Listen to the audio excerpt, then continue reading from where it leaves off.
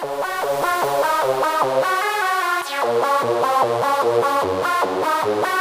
this happened to me today. Oh no! Oh no! No, you didn't!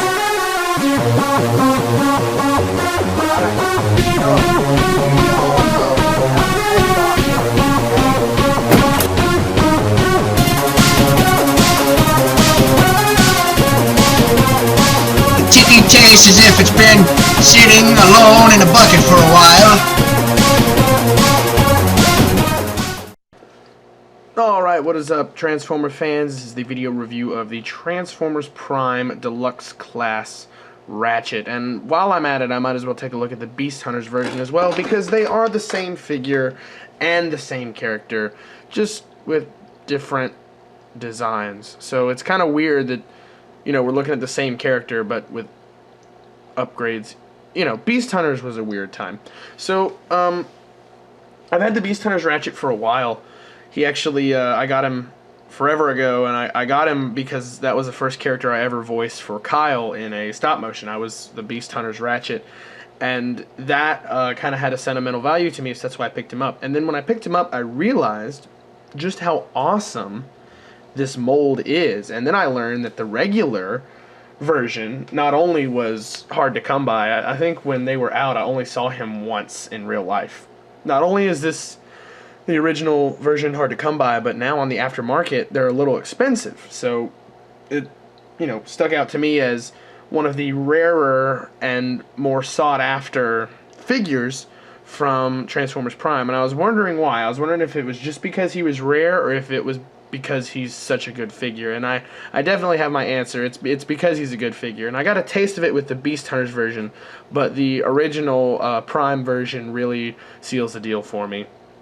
So let's take a look. I'm going to mainly focus on the Prime one and then talk about the Beast Hunters one as a comparison.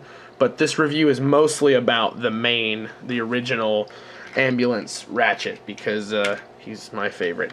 So he is a very nice white ambulance. It looks like he jumped out of the show. Some paint apps are missing, but because of the way he transforms, that can be forgiven. It would really jack up his whole the whole side here, because this whole side of his ambulance mode folds up and becomes his arm. But up front you see the nice grill and the headlights, and he's got these little peg holes right there. I'll talk about those in a minute. Translucent windshield.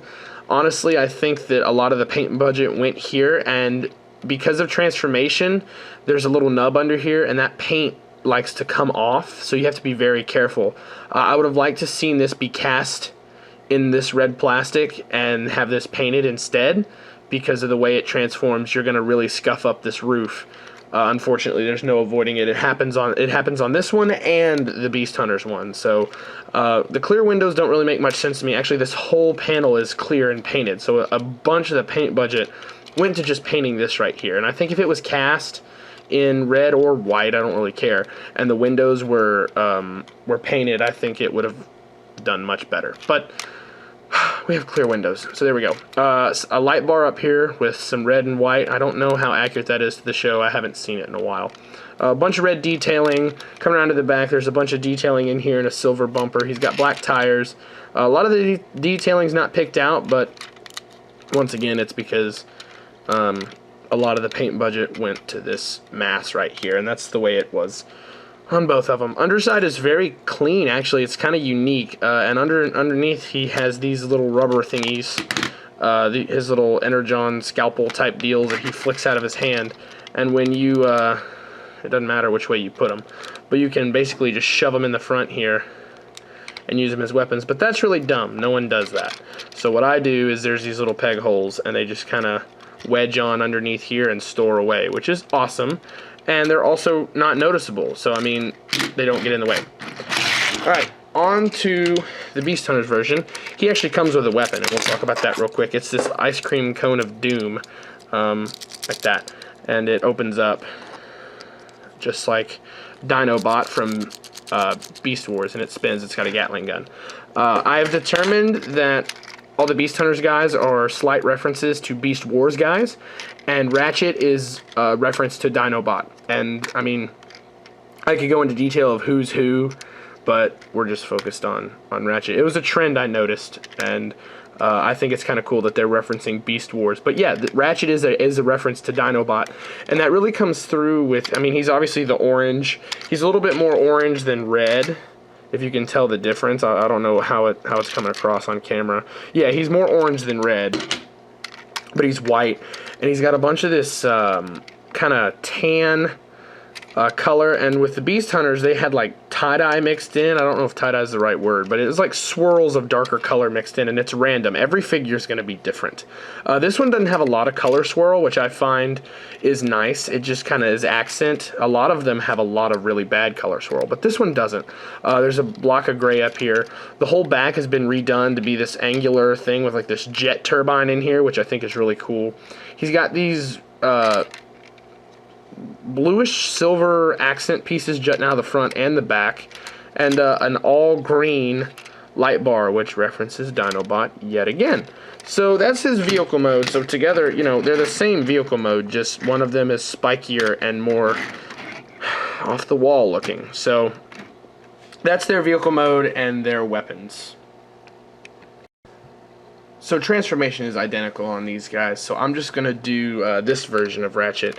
There's these little nubs up here. You want to grab them, and it kind of pulls these panels out to the side, and that kind of separates that whole thing right there. Then, well, yeah, you pull off the weapons, my bad. So you pull those off, then you kind of take the wheel, you grab the wheel, you just kind of wiggle this part out of here. I'm trying not to break him because he's an expensive figure these days. Alright, there we go. So you just kind of wiggle and loosen and... oh, wait. Right.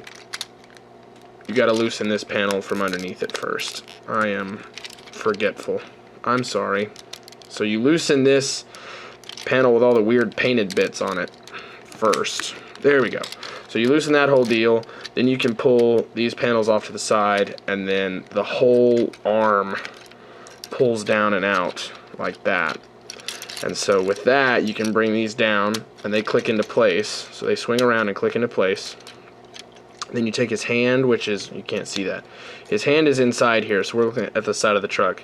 Flip his hand out, and this folds down and down again, and it makes his arm, which is really cool. So the whole side of the truck folds over twice to make his arm, which is an awesome use of plastic, I think. So then you want to take the front, and it's tight, but you want to split the front. Oh, hope nothing broke. That would have sucked. Then you want to take the feet, flip these out like so. Then rotate this panel all the way around. Rotate this panel all the way around. And now you can come back here, and these are on this joint. They unhinge, and then you got to wiggle them. And you can see how enough of that, getting that in and out from underneath here, would scrape and cause some paint problems. I've fortunately been able to avoid them for the most part, but it happens. So then these swing down, and they kind of come out to the side a little bit. They actually peg in. There's two pegs down here. One of these pegs tabs into the side of the leg and just locks that whole panel together really solidly. So it brings it down, and then you just tab it in. Oh, whoops, I missed it right there. And from the side, it really makes his leg look like it does in the show. And then obviously there's a heel piece you can flip out to make him more stable.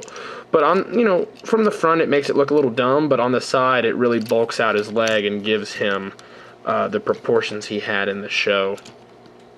And then you want to close all this up. I'm going to raise the camera and try not to jiggle it too much. Alright, so then this whole backpack piece comes down, and when you do that, his head's going to pop up. Just like that. So there we have Ratchet in his robot mode, all situated. Stand up. Just like that. And here they are together in robot mode. You can see the main differences happen in robot mode. The Beast Hunter's Ratchet gets a whole different chest, but we'll go into detail. So the main Ratchet obviously has got the fake doors on his chest there, and they're all painted up and look nice. He's got the grill and the waist, and his shoulders, you know, look accurate. They've got the hubs on them. His head sculpt is outstanding. I mean, it looks like he just jumped out of the show, and that's one of the best parts. His legs are awesome. He's got these the knees and everything. I've already talked about his proportions on his leg a little bit during transformation, but overall he just really works. His proportions look great. He's even got the backpack. Now my only complaint, and this is a super minor gripe, but it wouldn't have been that hard, and I'm thinking about modifying it at some point, if you could add in a piece here and have an antenna like flip up and stick out the back. I think he has 2 of them, but whatever. It would be cool to have, and it totally would have worked. It would have just added to the parts count, because this back piece doesn't really butt up against anything. To have an antenna in here that you could flip out, and so have his backpack with his antennas sticking up off the back. I think that would have been cool, and it probably is an easy mod if you know what you're doing. So I may try to do that. I've thought about it for a while, but I wanted to review him and get that out of the way before I did that. So the Beast Hunter's Ratchet, and you can see here what I'm talking about with the Dinobot. He's got the green monocle on his face, which is definitely Dinobot. He's got these jowls that look like Dinobot. He looks like freaking Dinobot, guys. Like, I don't know. I think other people recognized it, but it was blatantly obvious. I was like, holy crap, that's Dinobot as Ratchet. Like, or Ratchet dressing up as Dinobot for Halloween. I don't know. And I think it's not even really Dinobot. I think it's like Dinobot 2, if I'm correct. Is that the robot one? I'm not sure. I wasn't really around for Beast Wars. I mean, I was, but I was young. My first Transformers show was Armada, so I don't really know Beast Wars that well. I've never really had an attachment to it. But anyway, he's got the white and the green little arc reactor here. The whole chest is redone. It looks more broken up, and it actually looks more like movie figures, and you know, the waist is the same, the thighs are different, and here you can see the differences in the plastic, how random it can be. Like, this leg is lighter and this leg is darker, and that's just the way it is. But yeah, he's got fins and totally different feet. The arms are totally different except for this panel right here. That's the exact same. But yeah, for the most part, he's got this enlarged collar. He's got the backpack with the awesome jet turbine on it. Overall, this Ratchet looks really cool, and he's super off the wall, but I think that this Prime Ratchet does an excellent job of being both, you know, a great Transformer and accurate in both modes, and, you know, I think that says something. This one's cool and creative, but I just have an attachment to the original, so sorry. This Ratchet this plugs onto his arm because he has added arm holes, and if he holds this, it looks really stupid. But you can mount that on his arm and even splay it open so he can attack some fools like that. But then another cool thing that really puts this Ratchet higher, in my opinion, is, so you know how in transformation his hands fold away? Well, they really take advantage of that with these little sword thingies. So what you do is you put him in his hand, and then you tuck his hand down and away like that, and so it looks like he has ejected his energon blades, at least from the sides and from the front. From this side, you can totally tell what's going on. But it's a neat little trick, and it fools your eye for a second, and it totally capitalizes on that step in transformation where you fold his hands away. And I mean, it just looks like he's flicked these blades out of his arm like it does in the show, and that's an awesome thing. It's not intrusive, it's not an additional just weapon that I have no idea what to do with. They hide away well, and they look great. And so just this Ratchet is a better toy, in my opinion, because it accomplishes those things. This one's definitely more creative, and it's more off the wall, but I think this one, it's accurate, it's smarter with its weapons, and it just works better for me. Even though they're the exact same mold, I prefer the main Ratchet. Both of them have the same posability, so you've already seen a little bit of it. He's got a ball jointed neck, and it kind of rocks forward and backward, but you got to be careful because of the springy gimmick. Shoulders have a cutout to the side, and they're ball jointed. He's got a bend at the shoulder and a shoulder rotation. And then he's got elbow, and then his hands move around, obviously. He does have a waist, which is awesome, but it only goes that far. Ball-jointed hips with a cutout to the side, thigh rotation, and he gets a knee bend, but then it's kind of tricky because this bends as well. So you can do that. You know, it just depends on what joint you move. Do you move the knee, or do you move the transformation joint? He gets about little bit less than a 90-degree bend on the actual knee joint. And then his foot doesn't really pose, but you can move it. So, and he doesn't really have ankle tilt either because he's in this permanent A stance, and you lock his legs anyway.